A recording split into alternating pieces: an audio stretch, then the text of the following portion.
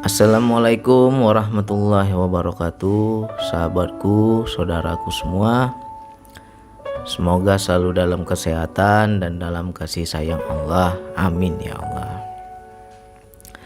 Jadi kita bagi-bagi cerita tentang cara meraih rezeki Allah, meminta rezeki Allah, atau memancing rezeki Allah. Emang rezeki itu macam ikan, harus dipancing, harus ada umpannya, ya. Tapi kan Allah bilang rezeki itu bang sudah Allah tentukan, si fulan sekian, si fulan sekian, sudah Allah tentukan. Betul, makna ditentukan Allah itu juga tergantung dari diri kita, niat kita juga.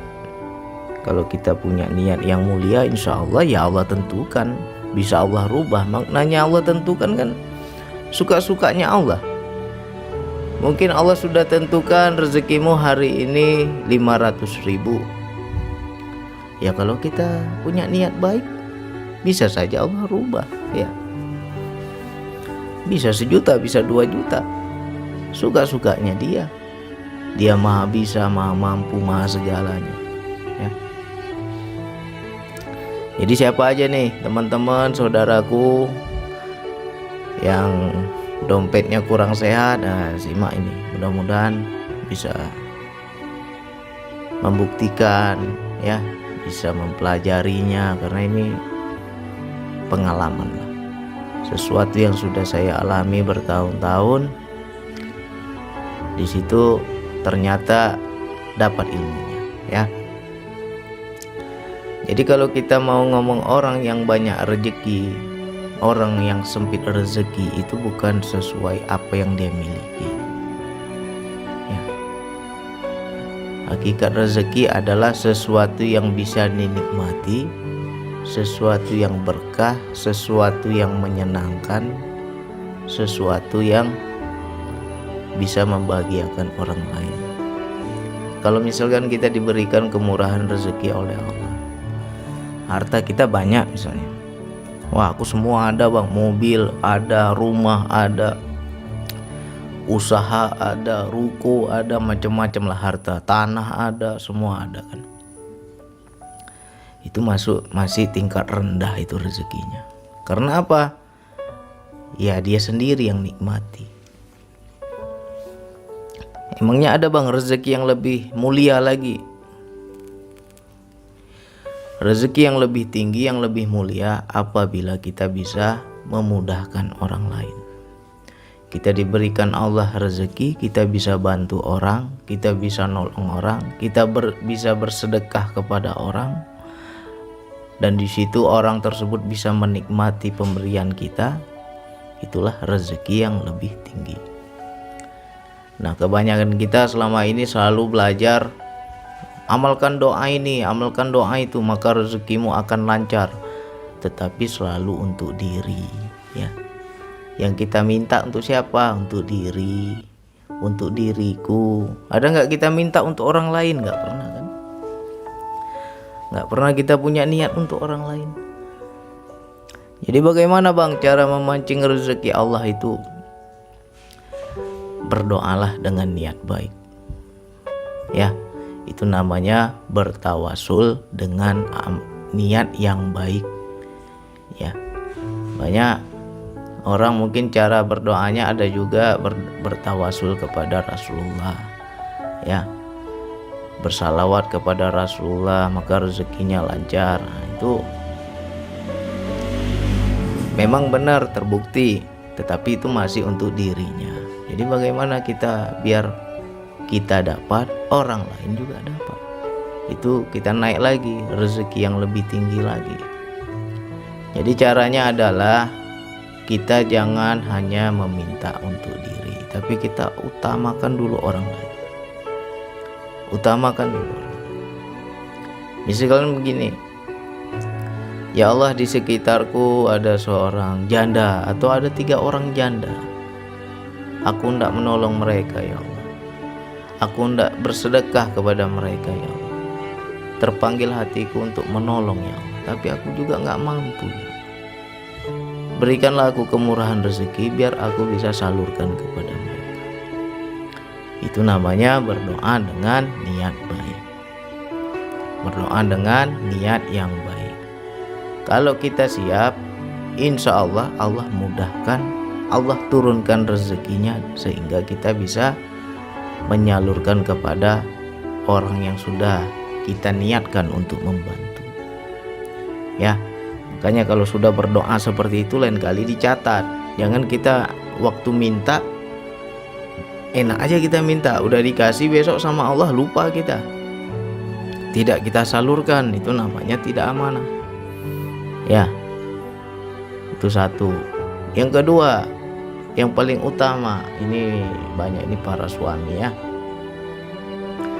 Mungkin kita capek cari uang, bekerja pagi siang malam, pagi siang malam. Udah mati-matian kita bekerja, tapi nggak cukup-cukup juga kan. Masih susah juga, masih kurang juga.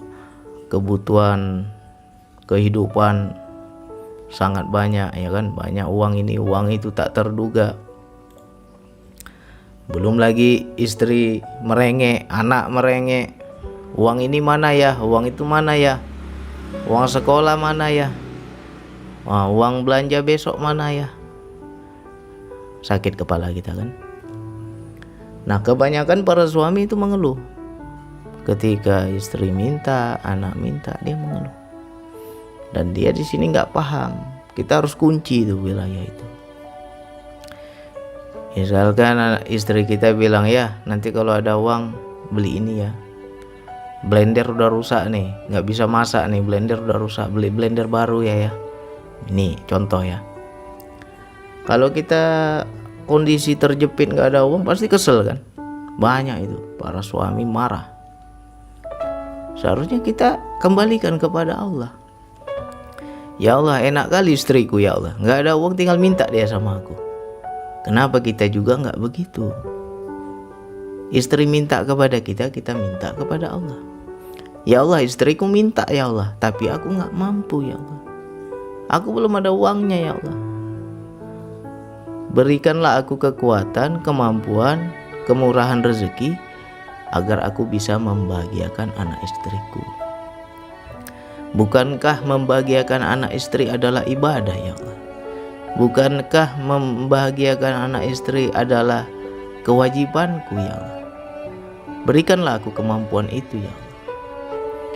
Nah, itu kan niat baik itu, ingin membahagiakan anak istri. Atau juga anak minta, ya teman-teman baru beli sepeda baru ya, mintalah ya beli sepeda. Kita nggak ada uang, ya kan?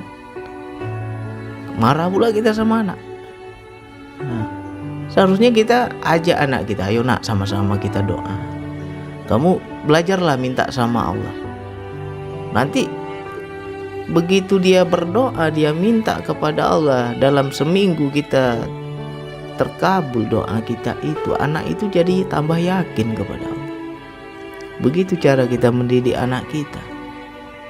Ya, jangan kita langsung marah. Enak aja kamu minta-minta. Aku setengah mati kerja, setengah mati cari uang.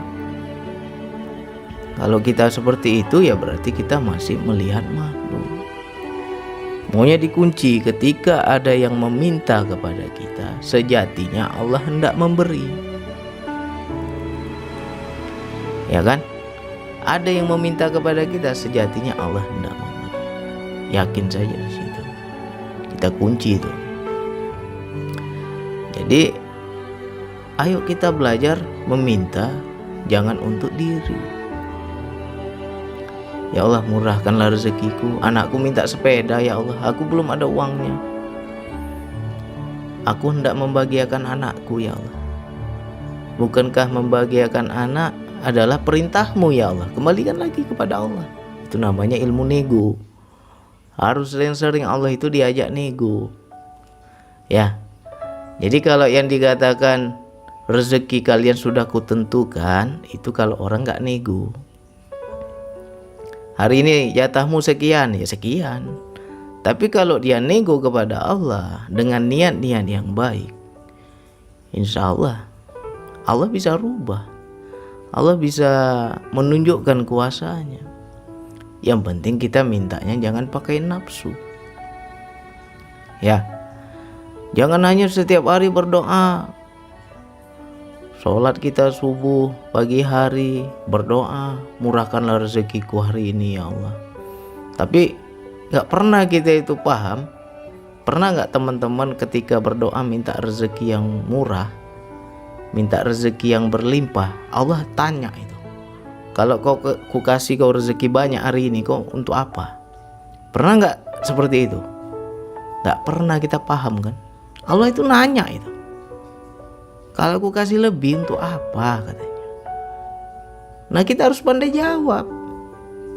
Ada tuh 3 orang janda di kampungku ya Allah, susah ya Allah, terlantar ya Allah, aku tidak menolong mereka ya Allah. Jika engkau memudahkan rezeki kepadaku, aku tidak salurkan kepada mereka ya Allah. Nah udah minta catat, jangan sampai lupa. Banyak kita ketika dapat rezeki bagus, wah mantap nih, lagi mantap hari ini rezekinya, lupa kita amanah kita. Padahal di sebagian apa yang kita miliki ada hak orang lain, baik orang yang meminta maupun orang yang tidak meminta. Ya, kalau ada orang terdekat di sekitar kita datang minta tolong, enak kita tahu, oh ini ada hak dia, ini dia buktinya dia datang minta, ya kan? Bagaimana kalau ada di sekitar kita, saudara dekat kita, dan dia orangnya berat mulut, gak mau minta-minta, malu dia mau minta, padahal dia butuh, dan kita tidak peka wilayah ini. Sudah tahu kita dia saudara kita susah, tutup mata kita, ya kan? Gak peduli kita, padahal memang saudara kita itu gak minta, karena dia sangat anti meminta, ya. Dia susah, dia butuh, tapi dia nggak meminta, dan kita nggak peka. Nah ini yang berbahaya. Cari tuh di Al-Quran tuh ada ayat, berikanlah hak orang yang meminta dan orang yang tidak meminta. Ketika orang datang meminta, berat hati kita mau tolong, apalagi nggak minta, ya tambah cuek kita, tambah masa bodoh kita. Diminta aja kita berat, apalagi nggak minta, ya kan? Inilah kebanyakan kita nggak paham. Jadi mulai sekarang ayo kita belajar meluaskan wadah, harus siap jadi perantaranya Allah. Dalam berdoa itu jangan untuk diri sendiri. Kalau untuk diri sendiri ibarat sebuah gelas. Ya Allah murahkan rezekiku, lapangkan rezekiku, Allah kasih sebanyak gelas. Karena gelas itu untuk kita sendiri, wadah kita sendiri.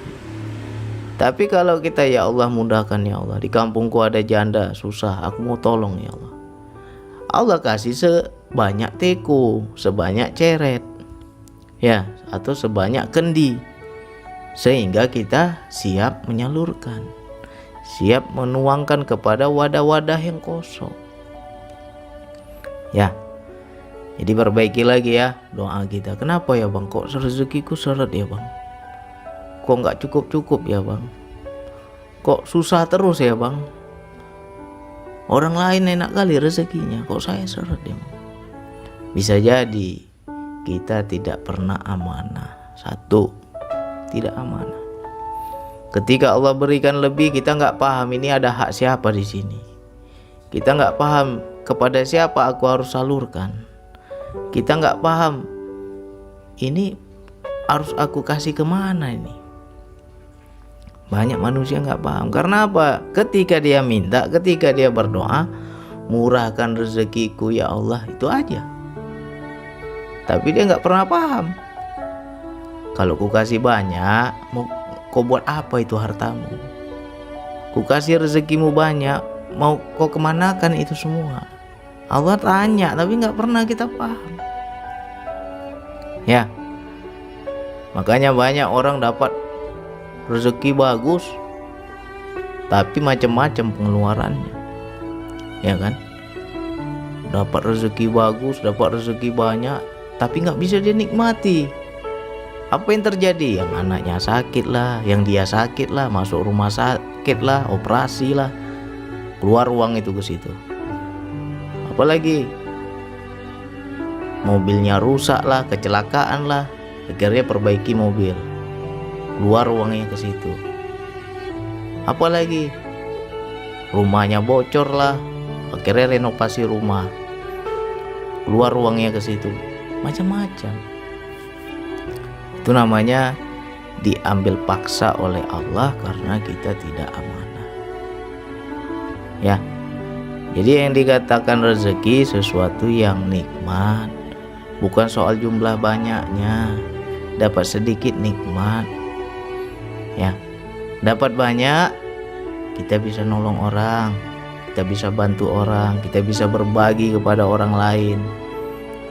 Kita peka, oh ini si fulan ini harus ditolong, oh si fulan ini harus saya kasih, oh si fulan ini harus saya bantu. Kalau kita siap seperti itu, insya Allah nggak ada habisnya. Ya, bukan berarti kita kaya, tidak. Setidaknya Allah mempercayakan diri kita tuh jadi banyak menolong orang. Ya kan? Belum habis Allah kasih, ada lagi. Langsung paham kita. Oh ini aku harus salurkan kepada siapa ini. Kemarin aku sudah niat mau tolong dia, udah salurkan. Dapat lagi besok, oh ini jatah si fulan, aku harus salurkan. Kemarin aku sudah niat, salurkan. Kalau kita bisa seperti itu, insya Allah kita menjadi yang dikatakan khalifah, ya, perantara Allah, penolong Allah, sehingga kita menjadi hamba yang sebenar hamba. Nah, dan di situ kita harus yakin, misalnya gini, ya Allah, di kampungku ada janda 3 orang. Mereka terlantar, mereka sudah nggak punya anak cucu lagi, hidup sebatang kara, aku ingin menolong ya Allah. Ya kan? Ketika kita punya niat seperti itu enak tuh. Allah akan kasih lagi, sehingga kita bisa menolong mereka. Ya, jadi kita harus jangan untuk diri aja. Ya, percuma kalau kita itu kaya sendiri, banyak uang, kita nikmati suka-suka kita. Apa kepingin beli, yang penting kita bahagia, bisa punya sesuatu. Itu masih rezeki untuk dirimu, belum rezeki yang tinggi. Yang lebih tinggi lagi apabila kita menjadi perantara Allah. Allah mempercayakan amanahnya kepada kita dan kita bisa menyalurkan amanahnya. Ya. Jadi bagi saudaraku, sahabatku yang saat ini sedang sulit rezeki, sempit rezeki, ayo kita perbaiki. Pancinglah rezeki Allah dengan niat yang baik. Ya. Harus kita catat dulu. Cari dulu siapa yang harus kita bantu. Ya Allah, aku hendak menolong 3 orang janda di kampungku. Catat tuh di kertas, tempel itu di mana yang mudah kita lihat. Setiap hari kita bisa lihat sehingga kita ingat. Nah, tunggu dalam 1-2 minggu, buktikan. Ya, begitu kita lihat tulisan itu, kita ingat, ya Allah, aku mau tolong mereka. Besok kita lewat lagi, kita lihat tulisan itu lagi, kita ngomong lagi sama Allah, ya Allah, aku hendak tolong mereka. Terus kita pancing, nanti dapat ikannya. Ya. Berbeda kalau orang hanya berdoa, ya Allah murahkan rezekiku. Ya kan? Itu untuk dirimu aja. Tapi nggak ada niat baik di situ, hanya untuk senang-senangmu aja. Ya. Kalau doanya hanya untuk diri, ya Allah juga mikir. Ya kan? Wadahmu aja kecil, masa mau minta banyak? Meluber yang ada. Wadahmu aja segede gelas, ya segitulah aku kasih, kata Allah. Kalau wadahmu seperti teko, seperti ember, seperti gayung, enak, bisa kau tuang kemana-mana. Baru aku kasih banyak, kata Allah. Ya, jadi sempit dan lapangnya rezeki tergantung wadah kita. Luaskan lagi wadah kita. Seperti apa bang meluaskan wadah? Carilah orang susah. Niatkan kita untuk membantu mereka. Ya, buktikan ini. Seminggu 2 minggu buktikan. Kalau saya sering itu. Malam saya niat, malam saya minta. Ya Allah, susah ya Allah. Besok udah ada. Besoknya datang rezeki itu, tak dari mana-mana aja. Ya kan? Terkadang orang beli e-book dia bayar mahal pula, ya. Per e-book cuma 50.000, dia kirim banyak. Ya Allah, kok banyak ya Allah? Kok ini orang baik sekali ya Allah? Kok dikasih saya berlebih ya Allah? Ya nanti Allah ngomong, kan kemarin kau udah niat mau kasih si fulan. Ya sudah. Paham kita, yang penting kita ingat. Oh iya ya, ada rezeki si fulan. Salurkan. Jadi kalau kita seperti itu, insya Allah gak ada habisnya, gak ada putusnya. Bukan berarti yang dikatakan rezeki itu kita jadi kaya, tidak. Ya, bukan kita banyak harta kaya, tidak. Sejatinya orang kaya adalah orang yang banyak membantu orang lain. Itu orang kaya. Kalau hartanya banyak, rumahnya mewah, mobilnya banyak, tapi nggak pernah bantu orang, masih orang miskin itu. Kaya untuk sendiri aja itu. Ya, kalau dia banyak menolong orang di sekitarnya, itulah sejatinya orang kaya. Jadi kita harus pahami, kita harus resapi. Mudah-mudahan ini bisa dicoba, diamalkan bagi saudaraku, sahabatku. Kalau kita belum bisa sama orang lain, sama anak istri dulu coba ya. Bagi para suami sama anak istri jangan pelit. Kenapa kita rezeki sempit? Pelit kau sama binikmu, pelit kau sama anakmu.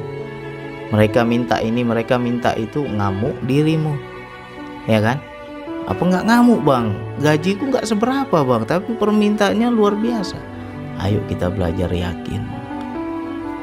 Ya kan? Ayo nak, kita sama-sama minta sama Allah. Istri yang minta, ayo kita sama-sama minta sama Allah. Ajak mereka minta. Jangan main minta-minta aja, ya.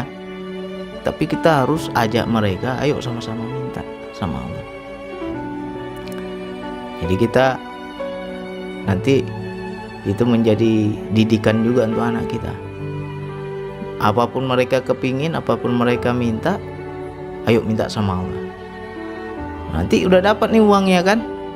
Alhamdulillah nak, doamu sudah dikabulkan Allah, ayah sudah ada rezeki, ayo kita beli sepedanya. Gitu aja. Jadi anak kita itu dari kecil sudah yakin sama Allah. Harus kita ajarkan seperti itu. Ya. Wah, baru seminggu 2 minggu dia minta langsung terkabul. Nah, tambah yakin anak kita. Ya. Jadi kalau kita belum bisa menolong yang di luar sama istri sama anak, jangan pernah pelit. Nggak boleh pelit ya. Kalau aku nggak mampu memberikan apa yang kalian inginkan, bukan aku nggak mau kasih, memang aku belum diberi kemampuan oleh Allah. Gitu aja ngomong, nggak perlu marah. Istri minta itu, istri minta ini, marah kita. Nah, itu berarti masih melihat makhluk. Tapi cobalah. Enak kan, kita belajar dari para istri aja. Ya mana ya uang belanja udah habis nih ya, besok beras habis, minta uang dia. Ya mana ya uang bayar listrik, minta uang dia sama kita. Ya mana ya uang bayar rumah, minta uang. Enak kan? Kenapa kita nggak kayak gitu juga sama Allah? Ya Allah, istriku minta ya Allah, aku nggak mampu ya Allah. Minta gitu sama Allah. Ya, seneng Allah itu. Cuman kita selama ini baru diminta sudah marah, nggak ngerti kita. Ya, niatkan, aku hendak membahagiakan anak istriku ya Allah. Bukankah itu ibadah Ya, bukankah itu kewajibanku sebagai suami, sebagai ayah? Berikan aku kemampuan membahagiakan mereka ya Allah. Enak kalau kita begitu. Jadi bukan untuk diri kita ya. Jadi mudah-mudahan ini bisa dicoba, bisa dipraktekkan. Buktikan dalam 1-2 minggu ya. Dalam 1-2 minggu buktikan. Tapi syaratnya satu, catat.